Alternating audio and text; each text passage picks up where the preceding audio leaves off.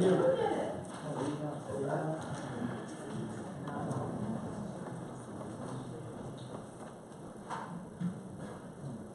this point, we already did a motion, correct? We're actually a land use hearing.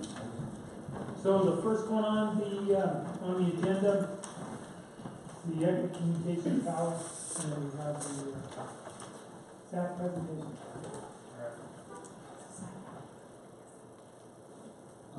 Good afternoon, commissioners and members of the public. My name is Jackson Fagan. I work for Baseline Corporation. We are contracted by Elbert County to perform development review services. And in that capacity, I'm here to present a special use review request by the Elbert County Communications Authority for a silo tower. And throughout the presentation, I'll refer to them as ECA for short. The special use review is for an antenna support structure used non-commercially for radio and communication purposes. ECA requests approval of this to construct a 190-foot tower and associated equipment, including a communications head and a 25 kilowatt generator and propane tank. A little background. There was a pre-application meeting held between the applicant and Elbert County staff and relevant referral agencies in November of last year. The application was formally submitted in December of last year, and after submittal, it was referred to appropriate outside agencies, was reviewed internally by Elbert County, and went to Planning Commission back on March 7th, and was recommended to you all for approval. This map shows the location generally southeast of Elizabeth. Zooming in a little further, and the property itself in this map. So the zoning on the site and all the surrounding properties is agriculture. And in the agricultural zone district, this type of use requires a use by special review, which is why we're here today.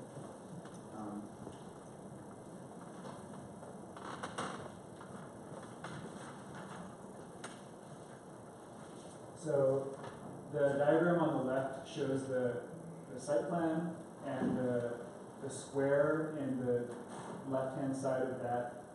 The outside boundary shows the property. The square in the middle shows the potentially developed area. The diagram to the right shows the various improvements, including the footprint of the tower structure, pre-constructed, prefabricated communications building, and a generator and propane tank. It will be screened by a 6-foot chain link fence, and a parking area will be built directly to the west of that fence, and that will be built by Elbert County, not by the applicant, but it's shown here so that you can see where parking is.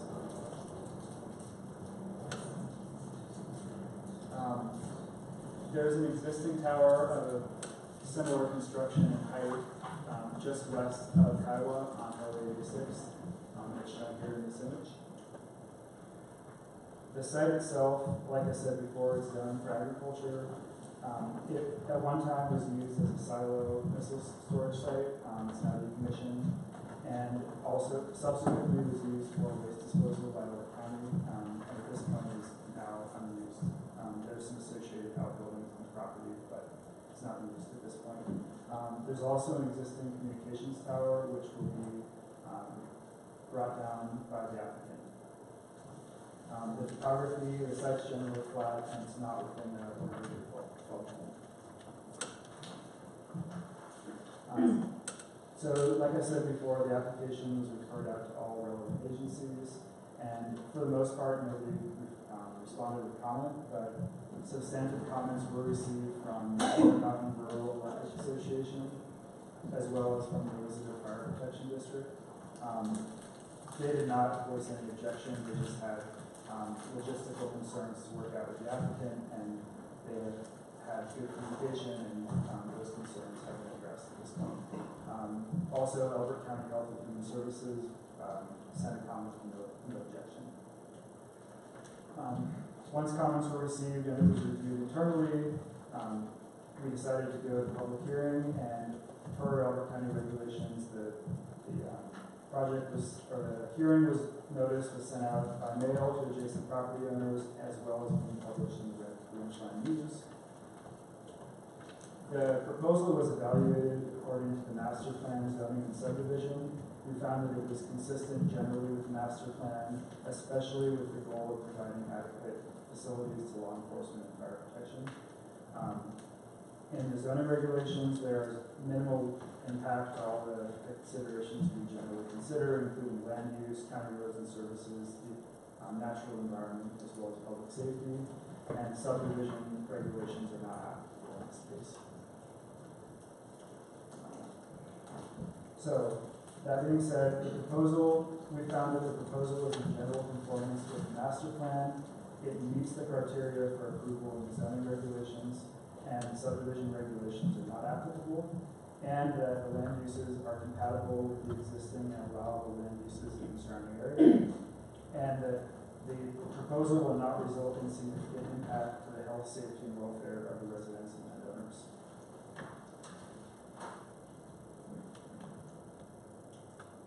Because of these, the fact that we heard no objections from other governing bodies, and because Planning Commission recommended approval on March 7th, Community and Development Services recommend that the Board of County Commissioners approve the Elbert County Communications Authority Satellite Tower Special Use Review number 16-0039. The application is subject to the following conditions: that the special use shall not become effective until all fees are paid, conditions of approval are met, and documents are recorded. That the applicant shall remove the public hearing notice signed within 7 days of the decision by the Board of County Commissioners.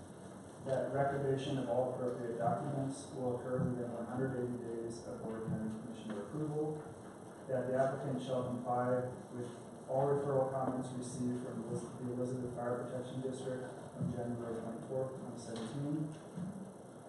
That the applicant shall allow IREA to attach communications equipment to the tower pursuant to their referral comments dated on January 24th, 2017. That the applicant shall comply with any and all applicable regulations put forth by the FAA and the FCC. And the final condition is that the applicant shall provide an updated special use by review site plan exhibit depicting as-built dimensions of structures and improvements in relation to all property lines, and as well as addressing any CDS comments, Community and Development Services comments, in accordance with the applicable Elbert County standards. Those are the final conditions. Sorry, I wasn't clicking through them. I was reading. So at this point, unless you have questions for me, but right now I'd like to invite Lloyd Standard, who will speak on ECHA's behalf.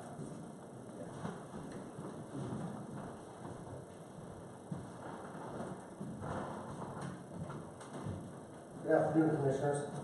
My name is Lloyd Standard. I'm Assistant Chief with Rattlesnake Fire Department. I also am a member of the ECHA Committee, Elbert County Communications. ECHA receives all their funding from 911 surcharges that we all pay for phone lines. This project will not cost the county anything.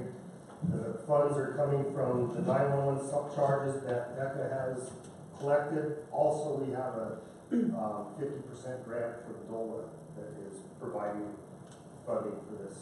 All we ask from the county on this is if we could provide a 20-year lease on this county land, build a fence around the tower and the building, and just create a gravel parking area, and then provide access for our technicians to access the tower. If you have any other questions, I'd be happy to answer. We're just looking for your support in this project. Just basically we're replacing an old. There's an tower existing tower, with a new one. very unsafe, it cannot find it right now. Actually, the repeater for the Elizabeth Fire is dangling in the wind. It's still hanging in there, but it's definitely needed. And the new location doesn't cause any environmental issues? Not at all, that's all been checked. Yes. Okay. Thank you.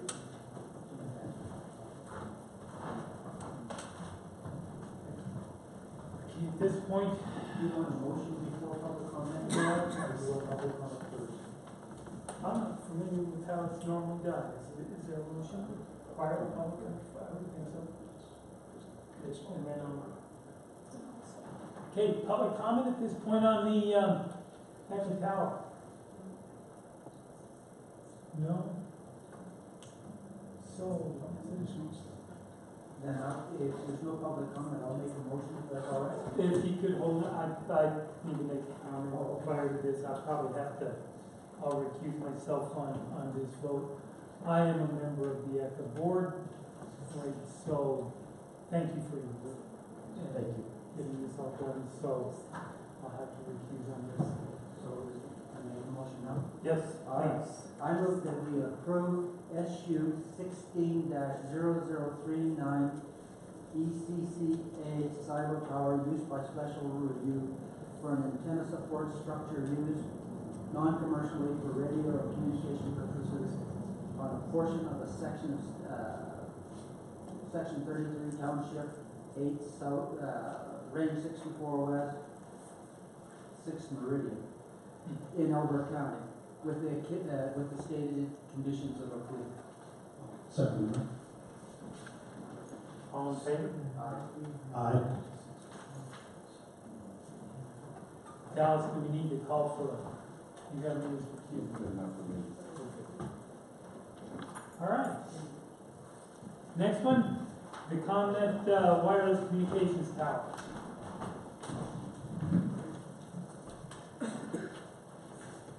Good afternoon. Thank you, members of the board. My name is Corey Miller, and I'm a planner with Baseline Engineering. I work with Jackson. So we have one more tower application for you before we're done today. The subject land use case is identified as use by special review 2016, number 23, and it's titled the ComNet Four Corners Tower. The application was submitted on behalf of ComNet Four Corners LLC, and if approved, the SUR will establish a right to construct a 199-foot support structure on site, as well as the installation of 12 panel antennas that will be used for CMRS purposes or commercial mobile radio services, as well as one microwave dish and 2 equipment cabinets associated with the operation of the tower will be located around the base of the tower. And it should be noticed that this equipment will be screened from neighboring properties by a wooden fence. The application was formally submitted on November 11th of last year.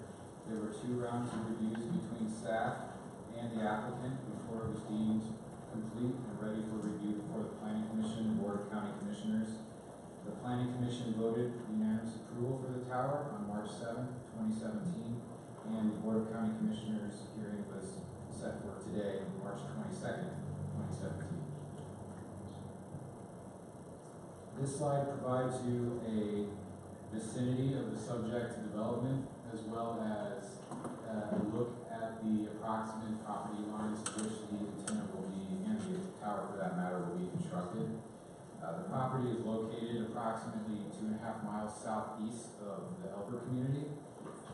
It is located in the northeast portion of the property, as is indicated by this red dot.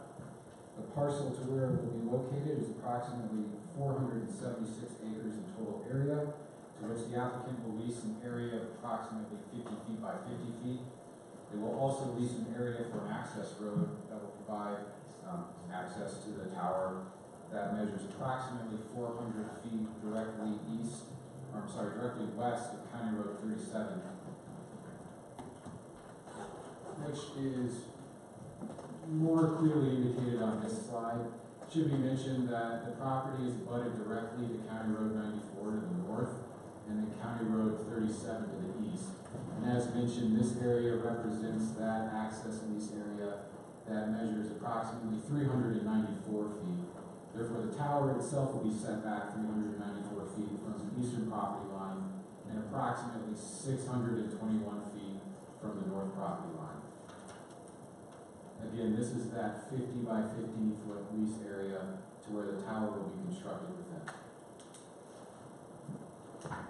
This is an excerpt from the use by special review site plan document. This is more or less the same image you saw on the previous slide. However, we have provided a cross-section of the tower development. The panel antennas will be installed towards the top of the facility at elevation of approximately 199 feet. The microwave dish, as mentioned, will be constructed in an area approximately 100 feet above grade. And as mentioned, equipment structures will be installed around the base of the tower, which will be screened by this wooden fence. As mentioned, the site is currently zoned agricultural. It was specifically selected by the applicant due to its relative lack of topography. They need to establish a direct line of sight between neighboring towers and communities for service.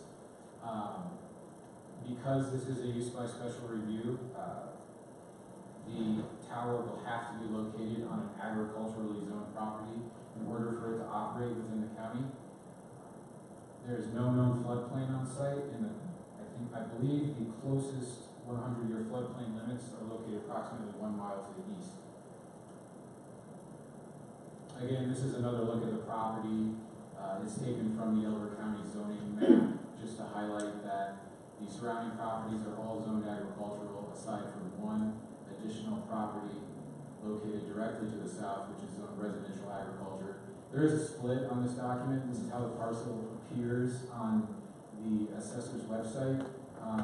Not exactly sure, but both of these entities carry the same parcel number. I have a feeling it's something related to the section line, just the way the GIS was created. This is a rendering of the subject tower as provided by the applicant in her correspondence with the neighbors. Again, it should be mentioned that this tower does not use guide wires. It is a self-supported tower.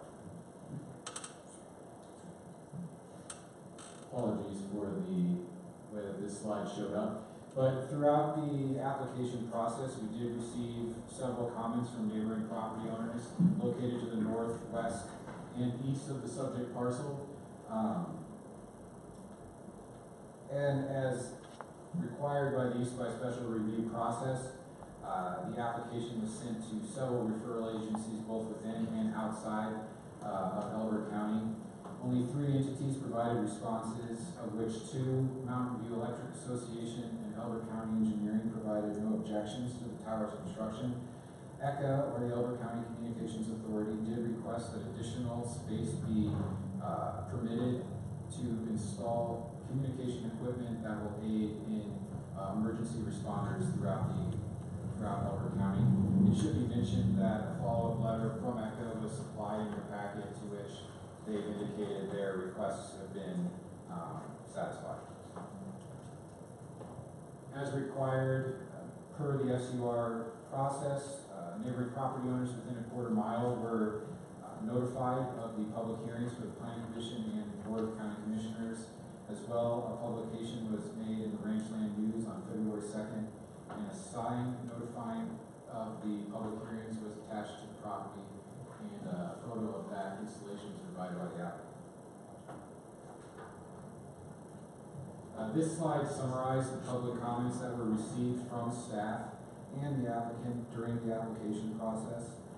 They more or less are summarized into concerns about overall coverage, whether or not coverage will be expanded, lighting on the tower, site selection process for why this particular area was selected for the tower's installation.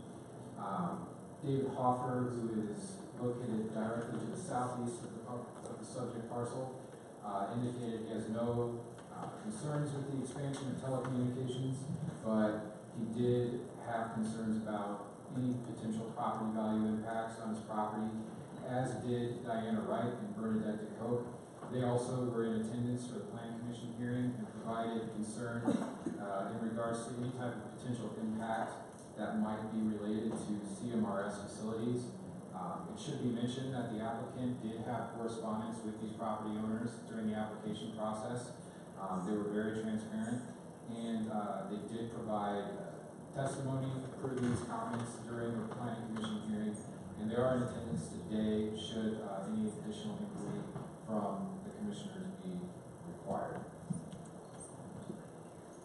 To summarize, staff reviewed the application against Part 2, Section 17 of the use by special review standards. In addition, it was reviewed for compliance with the Elbert County Master Plan. In both instances, staff determined that the subject application was satisfactory for use by special review. I did provide more in-depth discussion of this in your staff report, but I'd be happy to go to depth should you need after the presentation.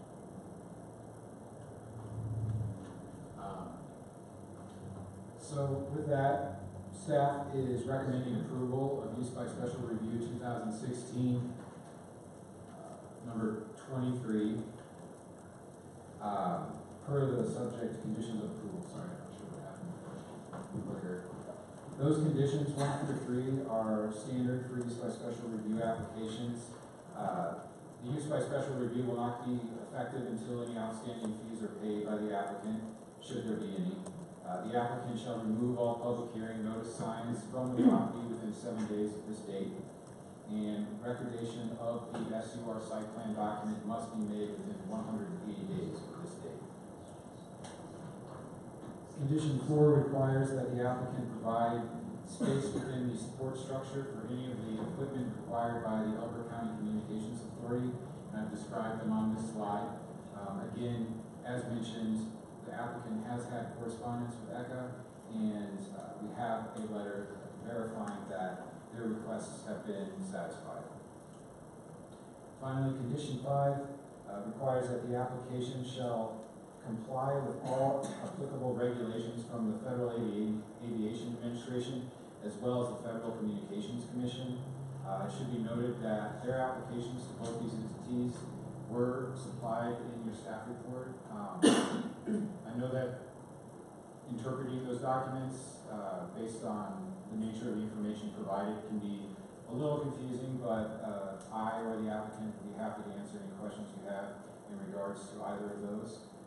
And finally, condition 6 requires that the application, or the applicant, I'm sorry, update the SUR site plan document. There was just some final formatting issues that staff would like to see satisfied before the document is recorded. The applicant, Ms. Hubbard, is in attendance today to answer any questions that you might have. With that concludes staff's presentation. I'm also happy to answer any questions. I just have two that are kind of more on the regulatory side. Sure. Just kind of refresh my memory. 120 foot towers used by right on agricultural, or there is a use by right for a certain height tower. There is. The way that it's written is that there are certain regulations that trigger based on a tower's height within an agricultural zone district, and the regulations that were applied to this review were for towers, I believe, to be over 120 feet in height. It's kind of, I know that you But can't. less than 200 feet, because at 200 feet, you have to put lights on the Yeah, top. Correct. that was the second question. 199, there's no lighting. That's correct, and I think the applicant can also address that question, but I believe, yeah, 200 feet, the FAA requires that. Then all towers be lighted and registered. Correct, yeah. Those were kind of like two. I mean, I Okay, know that's that fine. you can put up, just with a permit, you can put up a tower to a certain height on these. That's true, and the way that the regulations are written, I believe that if you are providing specifically CMRS equipment for two-way communication, for cell data, essentially, there are additional regulations that trigger, and I believe that's what helped funnel this application into a use by special review. And I just understand that. I mean, I don't, there's a visual impact to the neighbors, but Yeah, the absolutely. specific use triggers a special use, but without going through this whole hearing process, and then I put it here on somebody's property that's agricultural, that has a visual impact. That is correct. It is a legal entitlement on the agricultural zoning per use by special review. It should be mentioned that the way that the regulations are written, there's very little you can do to screen a tower. But the applicant was open to the idea of at least installing a wooden fence around the base rather than the standard chain link fence to help mask at least some of the ancillary equipment associated with this operation. So we commend them for that. Sure. No, I have no comments. The applicant?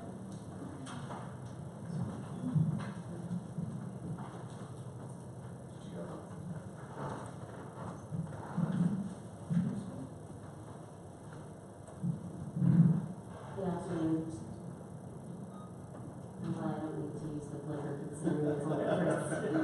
It's cost nothing. It's usually there on my part. Good afternoon, my name is Kristen Hubbard, I'm here on behalf of ComNet Wireless. We do have a need to relocate our facility. We are currently serving Elbert, Colorado. We are on a tower that's located 1.64 miles to the north of where we're proposing to build. We have a few objectives in why we need to move. One is that our current landlord, we did try to upgrade our services there because we did have some pockets of areas where we needed improvement in the coverage. And unfortunately, the landlord, the rent that they wanted in exchange for the equipment that we were putting up was just astronomical. Our rent is already extremely high right now, and adding minimal equipment, actually, it wasn't really that big of an upgrade. It put us into a financial category that just, it didn't make any business sense to continue to stay on that tower. However, we do want to continue to service the area. And we found that by moving the tower south, that we were able to maintain the coverage that we already do have and improve coverage. So from Elbert Central City area, south of that area, there's about a 4-mile area where there's a coverage concern, and there's Boy Scout Ranch out there. Elbert County Communications Authority has also experienced issues in that area, and they have also spoken to me about co-locating on our towers, which ComNet always offers for any emergency services to co-locate on our towers at no cost. We consider that a community service that we can easily provide. I've already received information from Mr. Jim White about the equipment they already have thought about putting on the tower, and I am reserving that space for them. I consider it a privilege and an honor to provide communication services to communities. I've been seeking approval on towers that, communities came to us needing help, because there was accidents or, fatalities, and they didn't have any way to reach out. And then even after that same community that was reaching out to seek help, I got permission to construct that tower, and then yet another incident happened with 2 teenagers out driving, got into an accident, and had to be air flighted.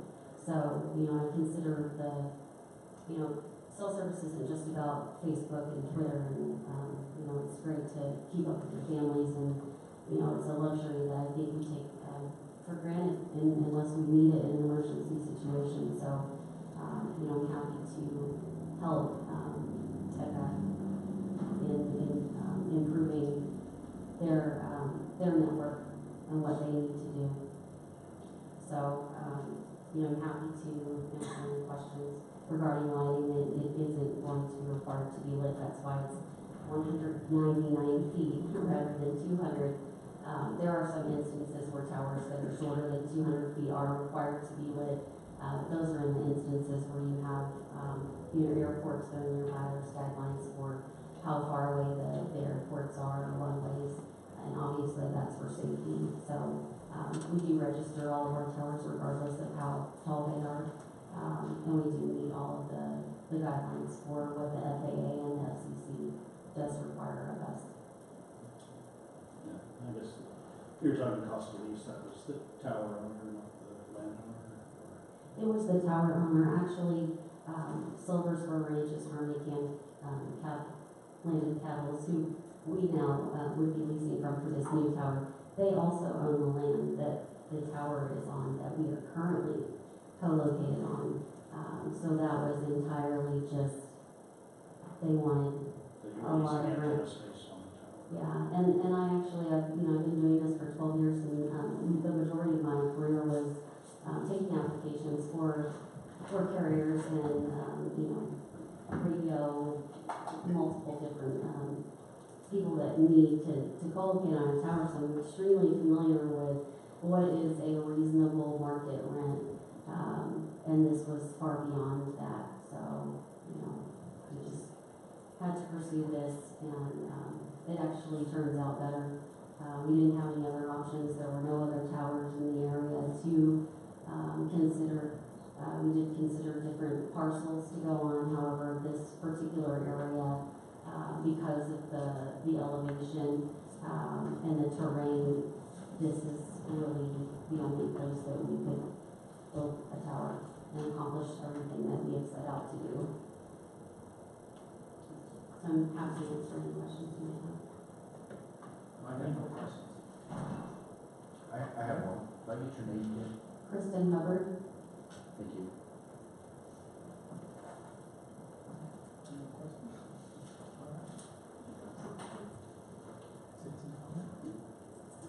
Do we have any citizen input on?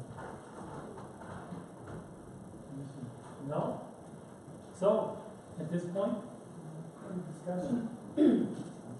Ready to make a motion? So I move that we approve the special use 20, I move we approve special use 16-0023, common at Four Corners Tower, use by special review. For one cellular communications facility support tower on portion of section 12, township 10 south, range 64 west of the 6th prime meridian in Elbert County with the conditions of approval as stated. Second. All in favor? Aye. All right, with that, thank you very much.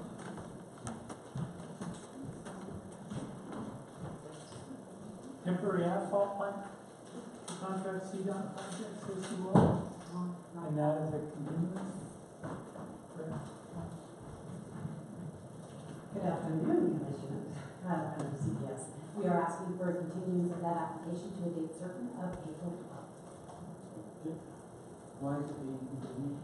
Being continued, well, let me put this all in a nutshell. The applicant chose a location a long time back.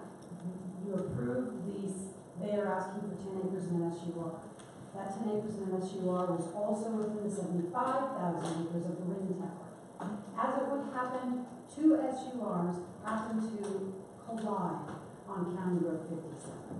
So we were looking at a pipe laydown yard and the temporary asphalt plant on the same road. The temporary asphalt plant had already publicly noticed. They scrambled, they found another location that suits their needs.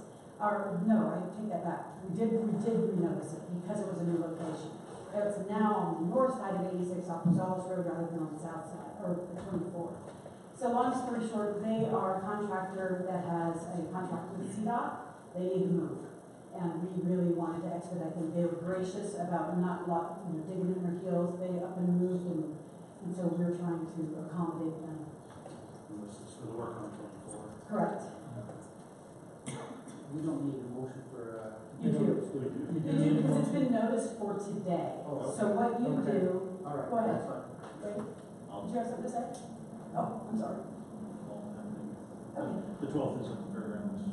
correct. Okay, so I move that we approve a continuance to a date certain of April 12th, 2017, location to be the fairgrounds for special use 16-0038, temporary asphalt plant for projects. I second that motion. All in favor? Aye. Oh, thank you. Just before Kyle makes her presentation here, I want to point out that she's doing this at my request.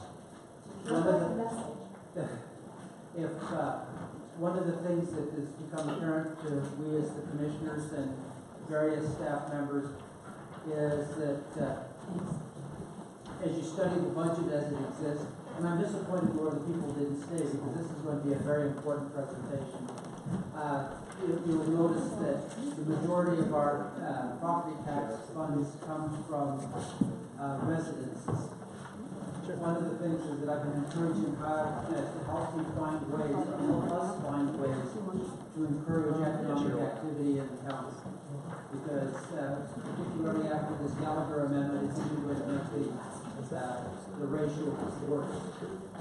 So I've asked her to make a presentation of how we can evaluate where we are with respect to economic activity and what can we do to encourage recruitment and identification of and also potential economic activity review, and also provide them with a location that might work. I hope I haven't taken any of your thunder, I just want to make sure that. I don't think so. I think it's that if you don't like the message, that's the messenger. Good afternoon. Kyle Cutter, CDS. As Commissioner Thayer stated, this is sort of one of the myriad assignments that he has introduced to me. Whether or not this is the actual solution, this is the first exploration of it. The reason I'm targeting Northwest Albert County in this particular presentation is because there are other tools that we're looking at that affect other parts of the county. This particular one is more focused on Northwest Albert County, so it's not the be-all end-all. The focus area on this really actually has already sort of been determined. There were some economic development areas that were established in the 1996 master plan. In addition to that, we have traffic counts and traffic corridors that were established in the 2008 West Albert County Master Transportation Study. Those ones have counts. The roads that we're focusing on that study or from that study are ones that have a daily count of 2,500 cars or greater, and or will be at 15,000 trips at 2035, as that's the scope of that study. So what we're going to talk about too is the zone districts. We talk about commercial development, we hear a lot, it's so hard to do business in Elbert County, it's hard to do business in Elbert County. Well, zoning matters and how the property is zoned matters, and these are the zone districts that exist today that allow for commercial development. We've got the business zoning tends to be the lowest impact, and I think I've got some descriptions a little bit later. Commercial zoning a little higher, we've got light industrial, general industrial, and then we've got PUDs. And a PUD can be a mix, it can be a blend, it can be some commercial, some residential, it can be just a commercial PUD, but it's custom zoning. All other zone districts require a land use application. That's important, because if somebody walks in and says, I found a piece of land, I want to do this business on it, odds are it's an ag piece of land, and he's got probably 6 to 9 month process to zone that land or to get that special use before he can even do the site plan to go into business. Therein lies our rub. So here are the descriptions. I don't need to go into them in too detail. Business is, of course, the lightest weight. Commercial gets a little heavier. Light industrial, a little heavier and higher impact. General industrial, the highest impact of the straight zone districts that we have in our book.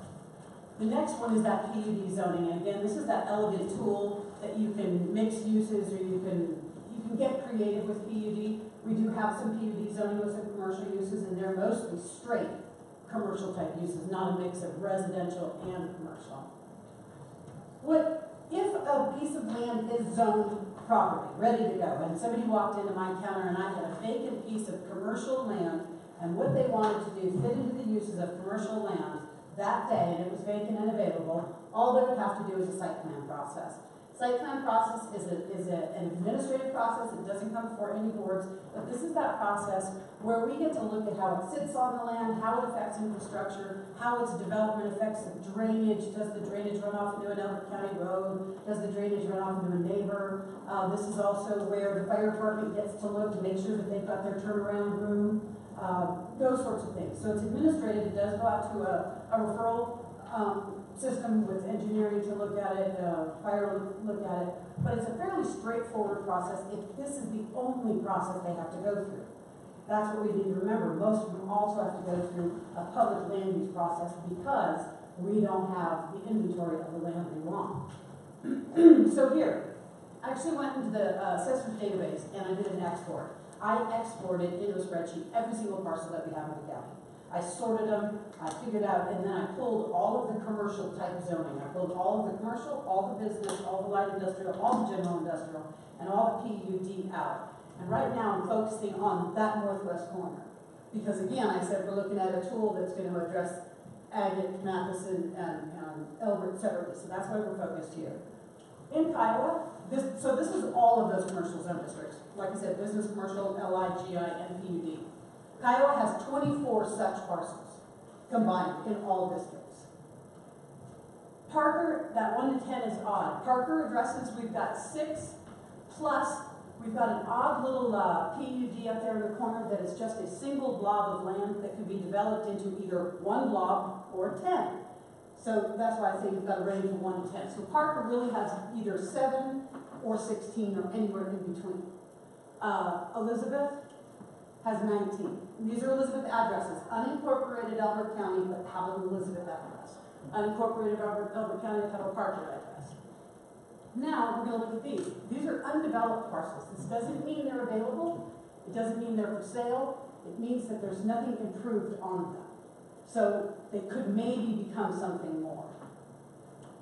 In Kiowa, we have between 2 and 4 that are available, and actually I think Kiowa's down to 1. The Kiowa one has water, has no sewer. So we have 1 commercially zoned parcel with a Kiowa address that is undeveloped, and it's actually, I believe yesterday we got a site plan application on it, and I believe Kiowa is gonna have a 0 here, if I go back and look through.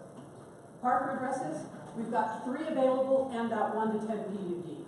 Those 3 available have no sewer, no water, no road. All of those are PUDs on paper only. There's absolutely no development. They've got cows on them for all intents and purposes. Somebody's got to go in and develop them to make them usable. Elizabeth, we've got none. So that tells you our inventory. If somebody walked in the door right now, I actually, looking at Kiowa, if I had to sort those again, because I got these numbers done about 2.5 or 3 weeks ago, I think we're at 0 with Kiowa.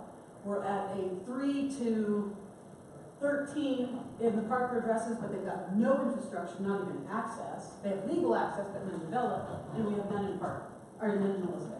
So this means that every single commercial entity that walks through my door has to do a land use application first. So infrastructure, here's another challenge. We don't have any. We have very limited infrastructure. Commercial development can at times be successful on well and septic, absolutely. The lower impact uses, office traffic, that sort of thing. Water wells, we don't regulate water wells. So even if you have a high producing well, if you're going to put in a commercial application on a water well, you still have to go to the state. You have to get that re-permitted. And more often than not, you need to have an augmentation plan. And so that's a criteria. If you're going to put up a business on your land and you've got a well in your name, you still got to go to the state to get it re-permitted and develop an augmentation plan. We have to do that with special uses.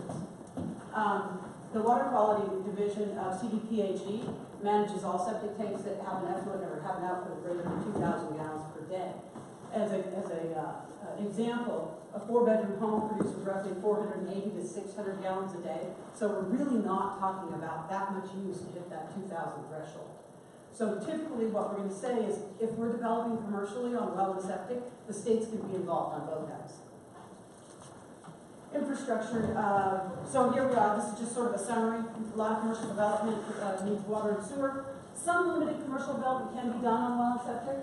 Water for fire flow is a big deal. If you're starting to do commercial businesses and you're inviting people inside, fire flow matters, and of course we need sewer simply because of the volume. Existing water and sewer service in the state, I mean in the county, is that not the pointer? Ooh, what did I do? Which one's the pointer at the middle? Center. Oh, there we go. So we've got Spring Valley up here. Spring Valley's got central water and sewer. Town of Elizabeth has central water and sewer. Town of Kiowa has central water and sewer, and Community of Elbert has central water and sewer. And the other one, of course, being proposed is that Independence development. And that's it. We don't have any other central water and sewer. So we've got some small, bye guys, thanks for your help today. We do have some small water providers. Is there something missing? Okay. So we do have some small water providers. Some of those water providers are stronger than others, but none of them were developed at this point for commercial development. Doesn't mean that Spring Valley couldn't expand. You know, they would probably have to get more water to do that. Elizabeth has their own sort of, if we develop contiguous to Elizabeth, the IGA states that I've got to refer them to Elizabeth anyway. So they may become an Elizabeth project, which is fine. It still helps the economic boom. But those are our options for central water and sewer. The economic focus area, let's go back to that. The economic focus area of the solution that we're going to cover here pretty quick is focused on 2 elements. One were the economic development areas that were identified in the 1996 master plan, and the second are those roads that have carrying capacity, a daily carrying, not capacity, but a daily carrying rate of 2,500 cars plus at some point in the length of the road when they're identified on the map, and you'll see some maps. What we're talking about potentially is creating what they call an overlay district. An overlay district doesn't affect the zoning below it. It's like a map that lies on, think of a transparency, and you're laying it over a map. And it creates possibly either new rights and liberties under that overlay. It can also create restrictions. You might have a wildlife overlay district. You might have a pebble mouse overlay district. You get all those sorts of things. But what it is it doesn't change the underlying zoning. The person still has the remaining uses and rights associated with their underlying zoning. But with that overlay district, they may either have, in this case, they have additional things they can do. So it's a little bit hard to see. This is from the Transportation Master Plan. And if you look at these corridors, this is County Line Road out to Kyler Bennett Road. This is Delbert Road. This is Singing Hills out to 29. This is 158 out to 13, all county line, of course. This is 13 from 166 down to Highway 86. This is 86 all the way up just past the town of Kyler. So this is an enlargement of it. And if you could see these, I've got this on the website, not these slides, but I've got this transportation plan on the website so you can look at the numbers.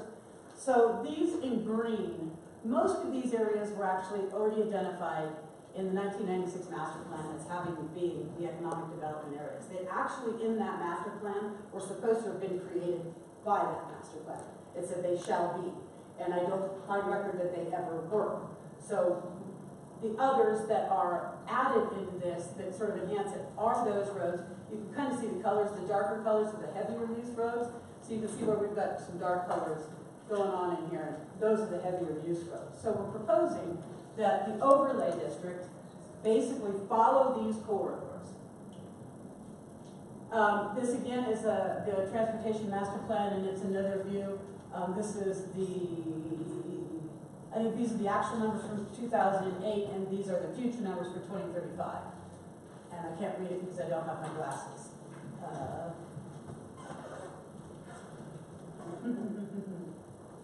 Well, yeah, there we are, projected 2035. Thank you. I have to remember glasses now because I can't see far anymore. I mean, it happened like that. Now this is this is actually a copy of the master plan itself.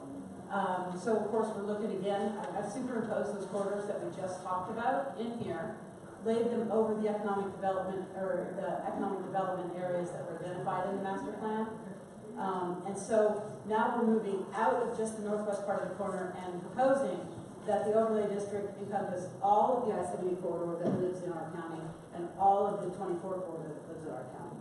What's interesting is about the next solution we're going to talk about in 2 weeks is that historic community district.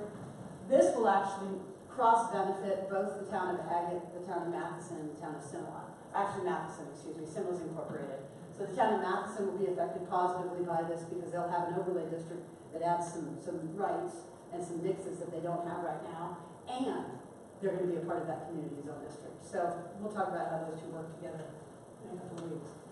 So the economic development areas in overlay district, it's really created to promote activity along our routes of travel. Let me see, I actually memorized those pretty well. It can create local jobs. I mean, it really adds a flexibility. We're going to call it right now I'm just calling it the Economic Development Overlay Zone, or the EDZ. It's directly linked to some studies that we already had. Yes, they're dated, but the fact of the matter is there still are corridors. I think that we can reaffirm that these aren't vastly different from the ones, but at least we've got them linked to something. It makes sense in these corridors, and the fact of the matter is it's already happening in these corridors. These corridors have a lot of this use mixed into it already. The EDC identifies an area of the county characterized generally by low to medium density residential and agricultural uses mixed with scattered commercial and light industrial. So it is already there. Business, commercial, and light industrial developments are expected in this kind of area. I mean, it's not an unexpected place to see them. We will have to work on appropriate buffering to ensure that compatibility because we've got some existing residential, agricultural residential stuff. So we really do want to be cognizant of the buffering between those kinds of uses. Now, when we talked, you mentioned that in those corridors, we would eliminate the residential PUDs that already exist. I wouldn't eliminate them. No, we'll get there. Okay. I'm not going to eliminate anything. All right. So basically, this is my first stab, and you'll see that there's a question mark there. But when I played with maps, I proposed that the overlay district be 1,320 feet on the edge of the road right of way out from the road right of way for the length of that road. Of course, we know that we're touching on already subdivided lands, already PUD lands. This overlay district does not apply to those lands. Those lands will not be affected by it. They don't gain any new rights. They stay exactly what they are. So the only ones these don't apply to are already platted subdivisions and already platted PUDs. Yeah, see, it says specifically does not apply to existing platted subdivisions, existing PUD developments, and only apply to new subdivisions. Now here's another one too. This was an interesting one where, especially out on the corridors of the interstate and the state highway, if it's a large parcel, it's 800 acres, only the area that's actually under the shadow of that overlay gets these additional uses. The rest of it is still just ag. So they don't get to create an industrial park on all 800 of their acres. We're really trying to drive to the corridors where it's affordable to develop, the infrastructure is as close as it's going to be as far as power and those sorts of things. So it's really, and it doesn't affect the rest of the use of their property. Buffering between uses, of course, these are our corridors, all of us drive them, they're our primary corridors. And so visual mitigation and buffering and landscaping is going to have to be a decent component of this. So that they're not having to go through any land use process. So we're hoping if they want to go into business that they're willing to invest in some sort of a beautification, so we're not just looking at Commerce City. So that's not my preference anyway. Expect where noted otherwise, basically they'll comply with the site plan process. Remember we were talking about how we've got this administrative site plan process that incorporates the engineering and the fire department and all of that, but it's administrative. That would be the only land use thing they had to do. That's somebody's Johnny on the spot, that can be done quite quickly. They don't have to rezone. They don't have to get a special use because under this overlay district, there's a whole new set of uses. I proposed to, now this is getting a little bit in the weeds and I'm not sure, but I still kind of like it. I don't know if this is the best solution. Under the EDZ, I proposed that we actually break it out because we're still talking about different areas in the county. And so EDZ 1 would be more like business and commercial. It'd be lower impact, no industrial components. It would be those lands that are accessed by county roads. They're closest to our neighborhoods. They're not a cement plant. EDZ 2 are those lands that are described just like the EDZ 1, but they're directly accessed by a state highway or an interstate. So we know that they're going to be happening out on those corridors rather than internally on County Road 13. And then the EDZ 3 are those that are described like EDZ 2, they're accessed by this, or they're already contiguous with an existing zone industrial use. Let's pretend that we've got a lot that wants to right west of Summit Business Park. Summit Business Park is zoned GI right now. So technically, the person that has the land right next to Summit Business Park that falls underneath this overlay district could do all of the things that are allowed in EDZ 3. And that's the highest impact. We haven't gone into the descriptions of all of the uses that are associated with these, because the list is quite long. EDZ 1 would include uses of by right of a low to medium impact with a handful of uses by special review. Again, this is sort of like looking at our zone districts where R1, being the small lots that we have, has the shortest list of uses by right and has no uses by review. It's too small. I couldn't put a kennel on a half an acre and actually not impact my neighbors. So it's got a very short list. As the land gets bigger, the list of things gets longer because you've got more liberties on agricultural land than you do on R1 or R2 land. The same is true here. EDZ 1 has a lot more liberties than it would have without the overlay district, but these are not going to be industrial uses. These are not going to be manufacturing uses because these are the lands that are going to be found off of County Road 13, off of 166. Yeah. No. Oh. EDZ 2 includes everything in EDZ 1, just like business and commercial do with each other. But it has maybe some higher impact uses. There might be some minimal manufacturing, maybe assembly. Not the manufacturing component of it, so they're not going to be smelting the iron, but they may be putting something together with the iron. So we're going to get a little bit higher. And again, these are those corridors along 24 and I-70. They might have a few more uses by special review, And then EDZ3 lands are gonna be those that are either on those corridors or already contiguous with existing industrial lands.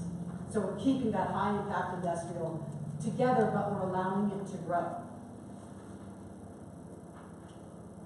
In summary, the EDZ is an overlay district that would not affect the underlying zone. So again, this doesn't ever override anybody's right to live there. All the uses by right that is associated with mostly what we're talking about is ag land, all of those uses by right are still here. The EDZ would focus on lands that have been identified in previous studies and already have a mix of uses on them. If you drive these corridors, you'll see residential, oh, there's a little commercial, a little industrial, maybe some residential. Visual mitigation, of course, would be paramount for the mixed uses, for their compatibility. These are our gateways. We live here. These are the gateways that people come and visit us. I really don't want it to look like Commerce City, and I don't even know if Commerce City looks like that anymore. I just say that because I've heard it before. We really want it to look nice.